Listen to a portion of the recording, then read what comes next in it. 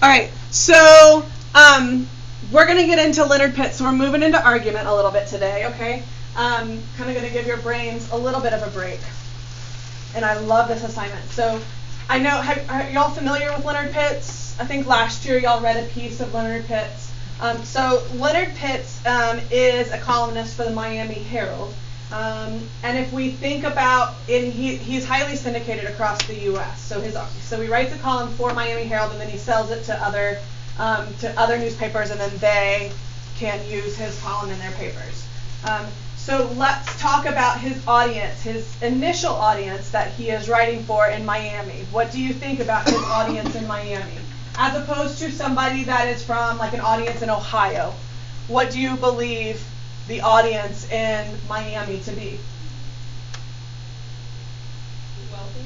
Okay, so there's going to be some wealth.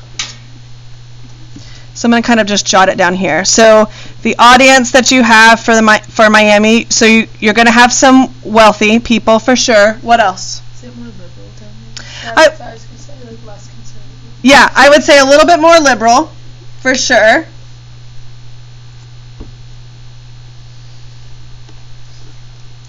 You're in a sports town, right? Yes. And I say that because that's what our article is related about. Okay, so one of the things, this article, if you notice, is from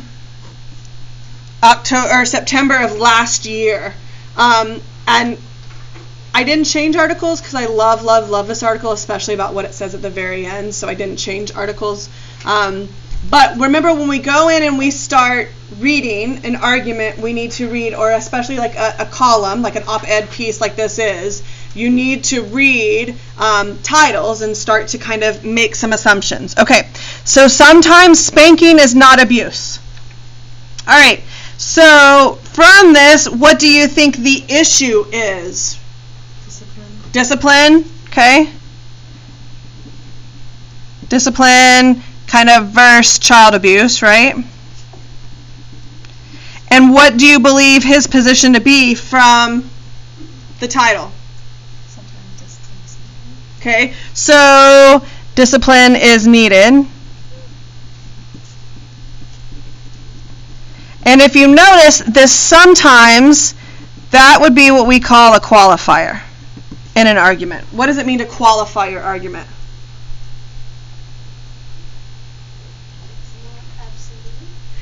Sometimes. So qualifying means that you feel absolutely one way about something except for in certain situations.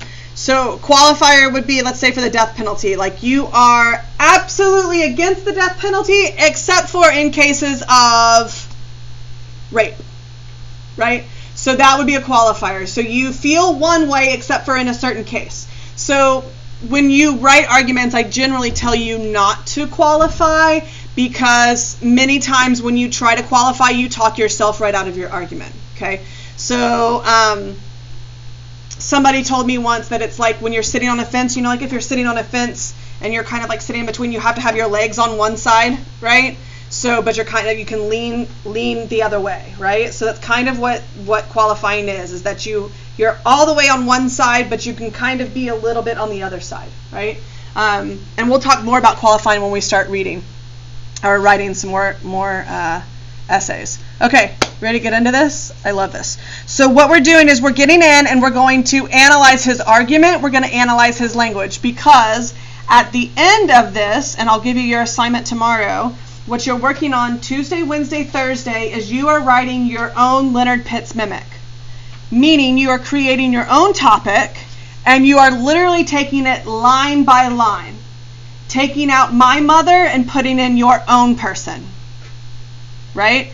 So it sounds really easy, but it's really pretty difficult. So it's going to take you 3 full days to work on it, and it'll be due Friday typed in class, okay? And I'll give you more of that tomorrow, but I just kind of want you to know like where we're going so you can keep that in mind. All right, you ready? My mother was a child abuser. I was too. In fact, growing up, pretty much every parent I knew abused their kids. All right, so what is this in an argument?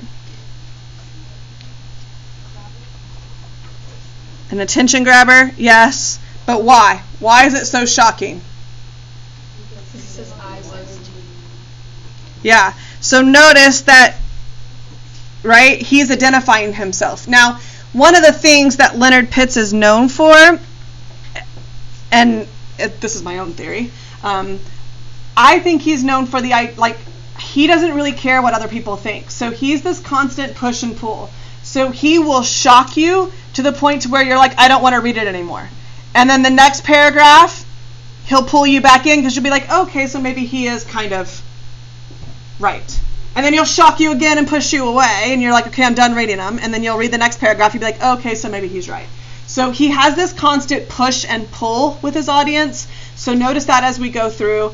The other thing is notice that he has an informal, formal language. That's my own definition. So it's formal, except for it sounds like he's informally just sitting there talking to you as you're reading it. So it's not as informal as like writing a note to somebody, but it is like you're sitting there talking to this man, right? And you can tell this as we walk through. So my mother was a child abuser. I was too. In fact, growing up, pretty much every parent I knew abused their kids. You're like, holy crap, oh my God. Right? So the question is, when we talk about argument, you have to define, right? So in order for somebody to understand your argument, you must define key terms. So here we go. Right now we're in shock and awe because everybody has their own understanding of what child abuse is. Or so many of Adrian Peterson's critics would have you believe. And notice he likes to start with conjunctions sometimes. Peterson, a star of the Minnesota Vikings, was arrested recently for child abuse after hitting his 4-year-old son with a switch. Okay, so this was last year when Adrian Peterson, an NFL star, was arrested. His ex-wife, I think, turned him in for child abuse. All right, so what is this? Peterson, a star of the Minnesota Vikings, was arrested for child abuse after hitting his 4-year-old son with a switch. This is what we call his exigence. And remember, we talked about that when we were doing Patrick Henry. And exigence is like that, what causes somebody to speak out.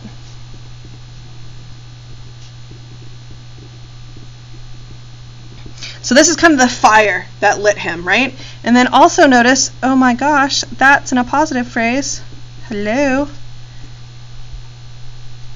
A switch, for those who don't know, is a long twig. All right, what do you notice in that? Okay, so we notice the quotations. What is that? What do you infer from those quotations? It's kind of like sarcasm. Yeah, going towards sarcasm. Yep. He is quite sassy. Yes. So it is sarcastic, and you'll see that as a running theme throughout.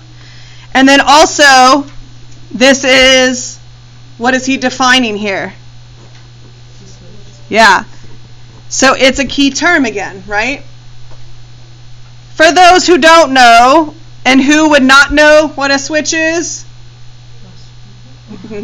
People who don't abuse the kids, so like kids that weren't abused. And really that's kind of a southern thing. Like I know what a twig is. Like a switch. I know what a switch is. A switch is really anything. Switch doesn't even have to be a twig.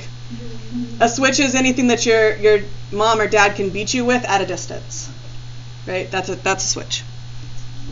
I should know, having been on the receiving end of quite a few. All right, so what is that in his argument? What is he doing?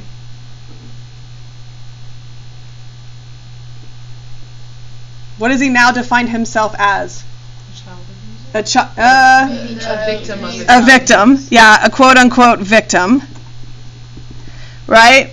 So he is actually an expert now because he has been at the end of a switch.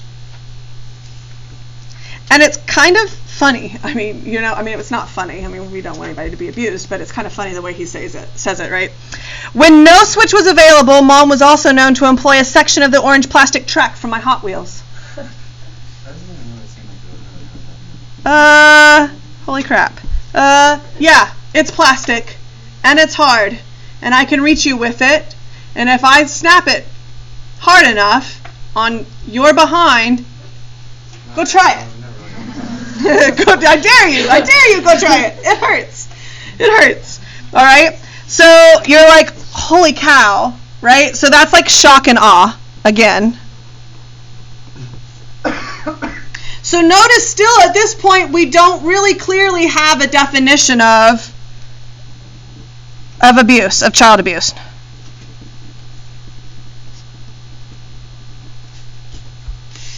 So at this point, I've read these first two. If I am totally against, like, spanking, right? At this point in the article, I'm like, done. This guy is crazy, right? Like, oh, he's just going to be up for spanking because he was spanked once. So I'm done, right? Now look at what he does next. Admittedly, a few of the child abusers I knew were bad and neglectful parents back in that era before parent was a verb. But most were caring and attentive people who scraped and sacrificed so their kids might have better than they themselves ever did. Okay, what is this in an argument? You start with a concession, and then you have the conjunction of the but, and then on the second side is what? The refutation. And notice, the other thing that I like is when he says this, parents back in that era before parent was a verb. What is he suggesting there? Back in that era before parent was a verb. It wasn't as hard to be a parent. Okay. Okay. Yes. So there was a change, right? Back in that era, right? So notice he's saying that there's been a change in parenting. And what else do you see again? Notice the quotation marks. Right? A few of the quote-unquote child abusers, what are those? What is he doing with that? It's the air quotes, right? Yeah. Some sarcasm again. Yeah. Yeah. And I think he's trying to define again, right? Before parent was a verb. Parent is a what? A noun, right? But now you've changed, you need to parent him, right? Which is an action, okay? So now it's been changed to an action.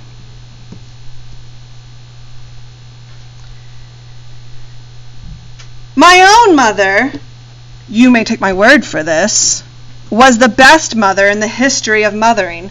Fixer of scrapes, keeper of confidences, stretcher of dollars, listener of prayers, critic of a certain budding writer's earliest work. And yes, a spanker of behinds when the owners of said behinds got too outrageously out of line. All right, so in here, what do you see in between these dashes? My own mother, you may take my word for this. So what is that? It's like voice. It's what? It's like voice. Yeah. I think of it as. Yeah, it's voice. It's his informality, like, that I said was kind of formality, right? It's informality, but it's voice. So it's that idea that, he's kind of talking to you like one-on-one.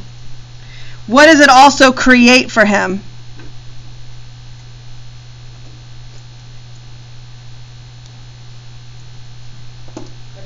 Yep. Why? He's acknowledging that it's his own opinion. Yeah. Well, and he's acknowledging that he had a mother who did this, right? Okay. She was the best mother in the history of mothering. What is that?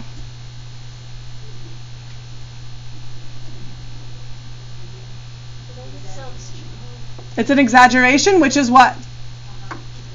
A hyperbole. Notice, what follows is fixer of scrapes, keeper of confidences, stretcher of dollars, listener of prayers, critic of writing, and, yes, a spanker of behinds. All right, so you notice the parallel structure there, right? So the list first, the first parallel list, proves what? Yeah, why she was the best mother.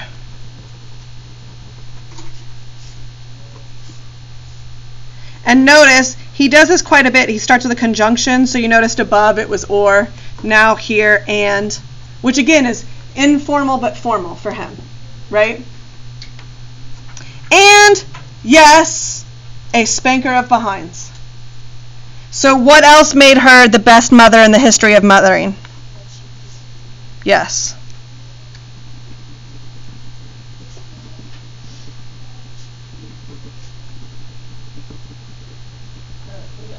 Also make sure that it's relevant that it wasn't just spanking these spank, it was when they were after. Yes. So that is your qualifier as well. Yep, very good.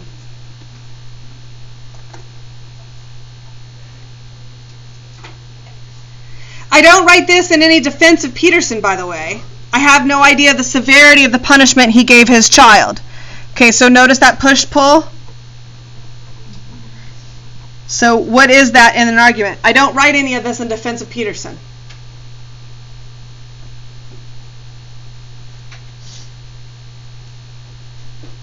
Couldn't you label that almost kind of a concession? He's conceding a little bit, like I know you think that I'm defending him, but I'm really not. Like I'm not defending him, right? So I would label it kind of a concession.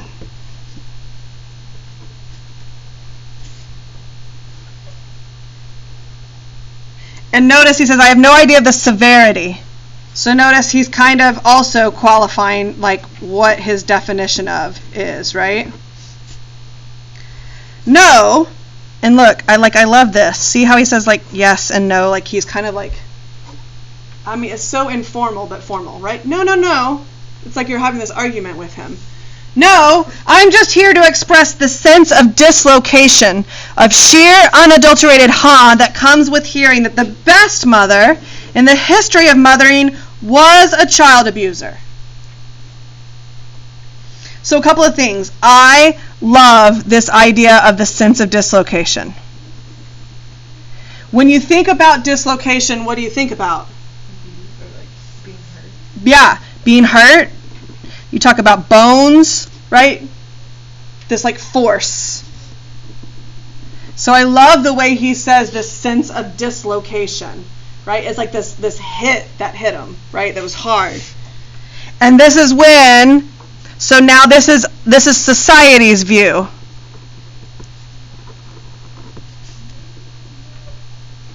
How his mother would be labeled now.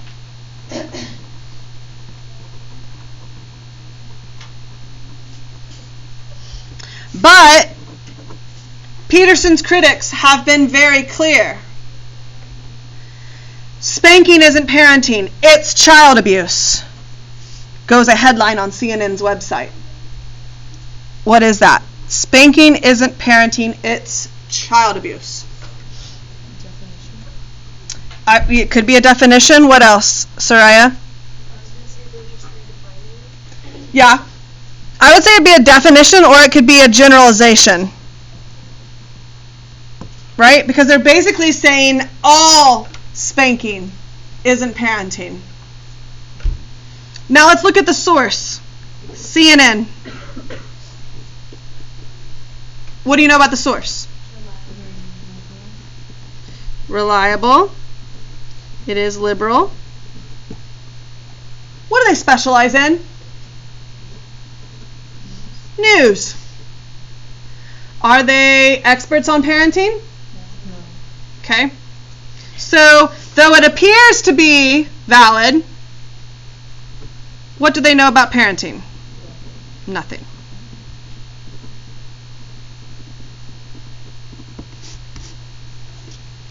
Violence is violence. What is that? Again, it's another definition or generalization. Argues a piece on Bleacher Report. What's Bleacher Report? Sports news. It's an online sports magazine. Okay, so let's talk about the validity of a sports magazine saying violence is violence. You mean like football? You mean like boxing? You mean like wrestling? You mean like anything that is a full contact sport? Right? So what do they know about parenting? Okay. But yet they have something to say about Adrian Peterson. That doesn't have anything to do with football. Okay. Sorry, again, there's that kind of like informal. Isn't that like what you do with your friends? Like, sorry, like I don't mean to hurt your feelings, but, right? Like you're prepping them for what's coming, right? But that's going to be a hard sell for me. And for the 3 other people my mom raised successfully and essentially alone in the gang and poverty-ridden slums of Los Angeles. Okay, so what has he done for himself there? Yep, credibility again. That he was a product of quote-unquote child abuse. He was a good product, right?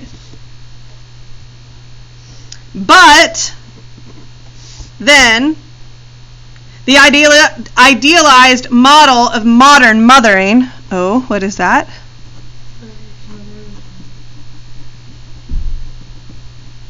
The idealized model of modern mothering now resembles less her example than it does of a woman I once saw pleading with a child to behave.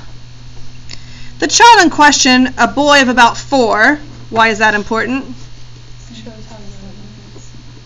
Shows how young he is, but what?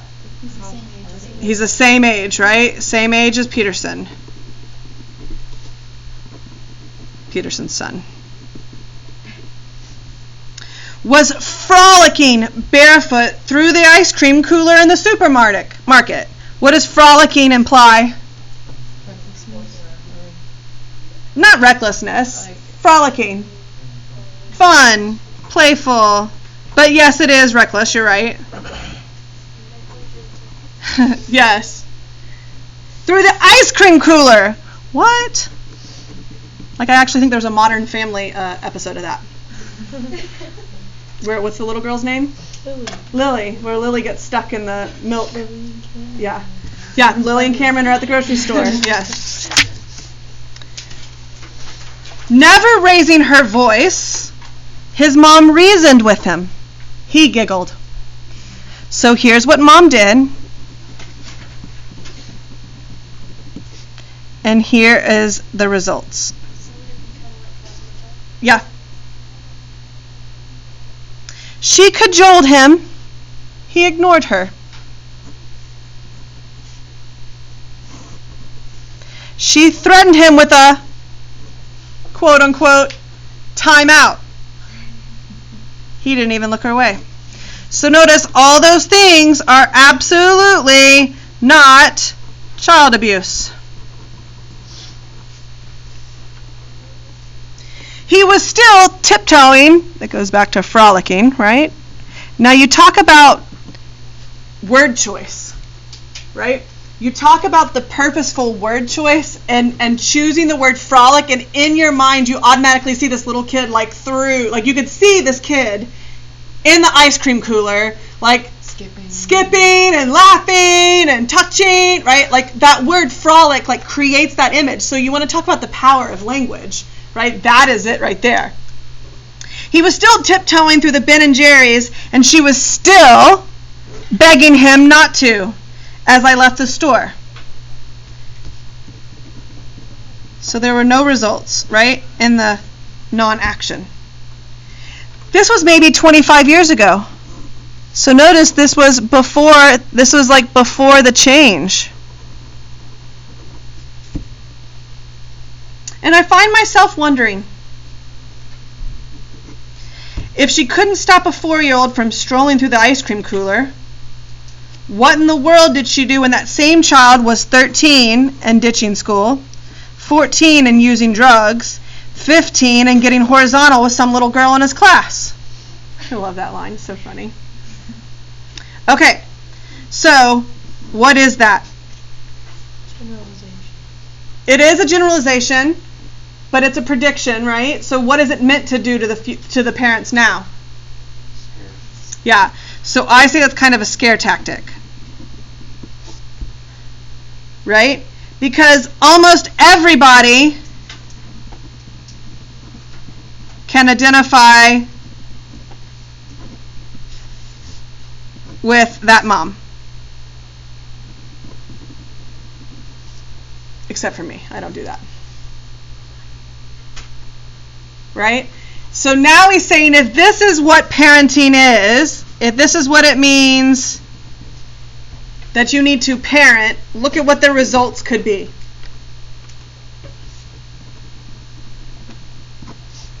Notice the parallel structure. And why 13, 14, 15? Why those ages? It's the worst. God bless your parents for making it through. Okay, now, at this point, do we know what his position is, clearly? Has he stated his position at all? No. Do we know his definition yet? No. Here we go. I don't believe in spanking reflexively. Not every offense merits it. Indeed, most don't. I don't believe in spanking to excess. The idea is to sting, not hurt.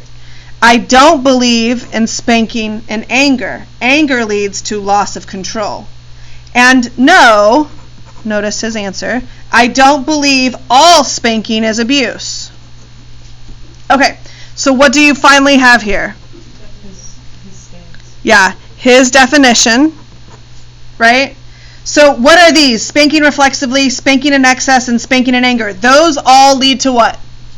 Child abuse. Those he is defining as child abuse.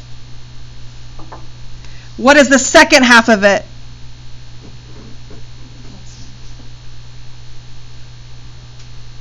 Not every offense merits it. The idea is to sting, not hurt. Anger leads to loss of control. The reason why? Reasons, yeah. And no, I don't believe all spanking is abuse, which he has said to us now that what? That's what society believes, right? Or at least that's what the media believes. A 2001 study by Diana Baumrind, a psychologist who opposes spanking, notice the italics, found that mild to moderate corporal punishment causes no lasting harm. Now that is his source. Valid or not valid? Valid. Why? She's a professional. And even more so than her being a professional, she disagrees with corporal punishment, which is what like spanking is, right? But what? Sees value in it, right? Here's what I do believe. Okay, so finally.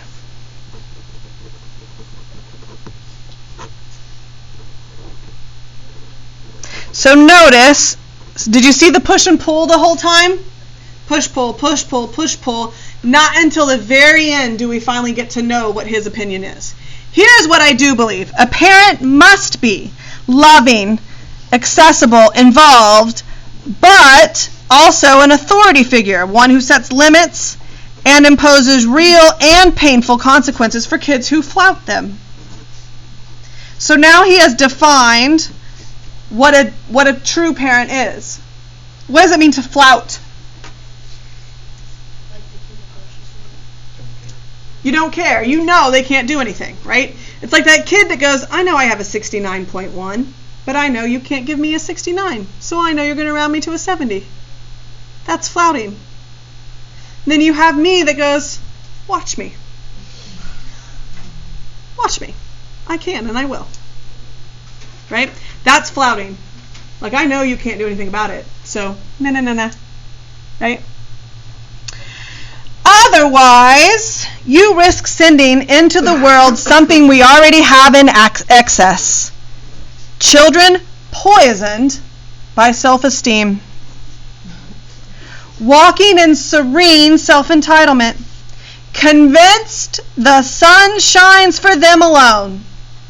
Such children are invariably brought up short. I love that whole section. Notice he continues to play on the idea of self-esteem, but notice this contrast of being poisoned with it. It's really funny. Walking in serene self-entitlement. You want to talk about word choice. Convinced the sun shines for them. Man, that's when you know your parents are mad at you.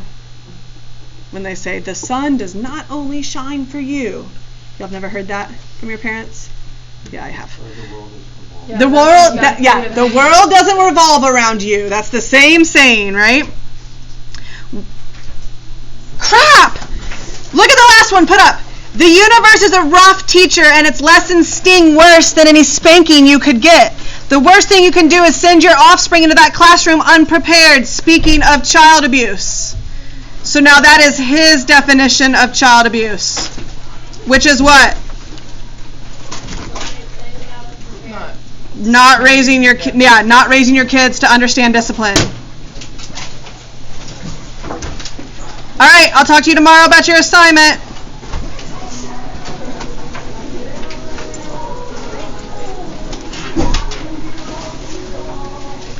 So you also have a metaphor and personification.